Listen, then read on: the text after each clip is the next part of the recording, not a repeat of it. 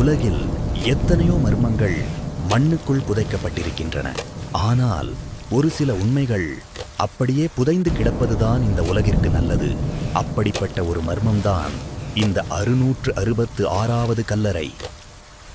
ரமேஷின் பேராசை 100 ஆண்டுகளுக்கும் மேலாக யாரும் நெருங்காத அந்த இடத்திற்கு ரமேஷ் இன்று வந்திருக்கிறான்.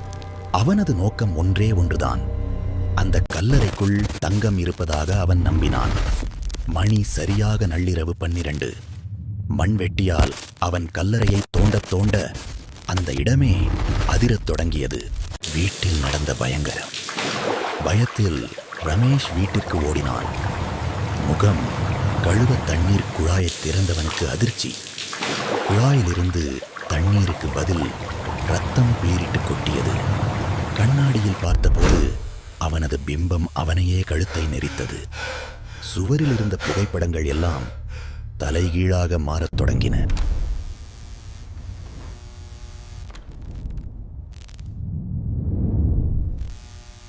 Sanguis noctem veniat me suscipe animam. சாத்தானின் மாற்றம்.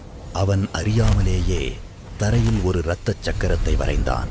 அவனது கண்கள் முழுவதுமாக கருப்பாக மாறின. அவன் இப்போது மனிதன் அல்ல. 100 வருடங்களாக அந்த கல்லறைக்குள் சிறை வைக்கப்பட்டிருந்த அந்த மந்திரவாதியின் ஆன்மா இப்போது ரமேஷின் உடலில் குடிபுகுந்து விட்டது.